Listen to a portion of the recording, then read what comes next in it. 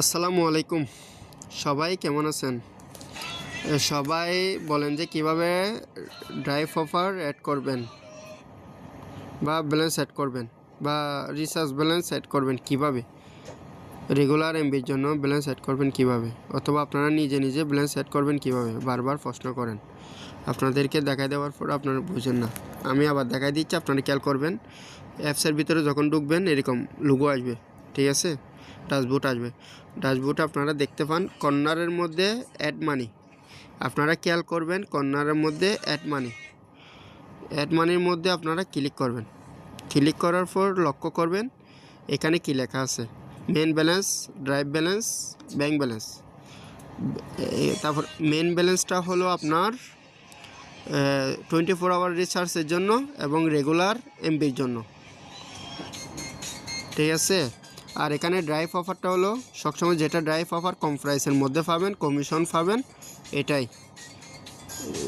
3 নাম্বারটা হলো ব্যাংক, এটা দিয়ে বিকাশের লেনদেন করতে পারবেন, এটা দিয়ে বিদ্যুৎ বিল দিতে পারবেন, এটার ব্যালেন্স দিয়ে আর আরও বিভিন্ন ধরনের কাজ করতে পারবেন ব্যাংক ব্যালেন্স দিয়ে।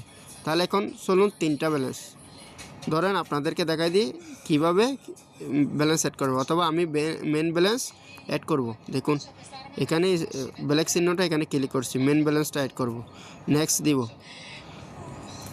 ভিডিওটা লম্বা হয়ে যাচ্ছে, আপনারা একটু ধৈর্য সহকারে দেখবেন। এখানে লেখা আছে দেখুন, বিকাশ, নগদ, রকেট এবং ব্যাংক। বিকাশের মাধ্যমে সর্বনিম্ন 2000 টাকা থেকে উপরে পাঠাতে পারবেন। ব্যাংকে হলে 50 টাকা থেকে যত মন চায় তত পাঠাতে পারবেন। এখন আসুন মেন সাবজেক্টে। আপনারা যখন বিকাশে বা ব্যাংকে টাকা পাঠাবেন, আপনার একটা ফোনের মধ্যে ট্রানজ্যাকশন আইডি থাকবে। ওই ট্রানজ্যাকশন আইডিটা যে কোনো একটা, দেখেন YZ এরকম একটা, DX এরকম একটা ট্রানজ্যাকশন আইডি থাকবে। এরপরে আপনি কয় টাকা বিকাশে পাঠাইছেন এখানে অ্যামাউন্টটা লিখবেন।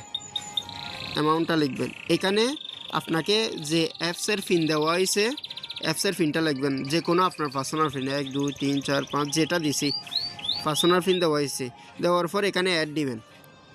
যখন অ্যাড দিবেন আপনার ব্যালেন্সটা সাকসেসফুল হয়ে যাবে।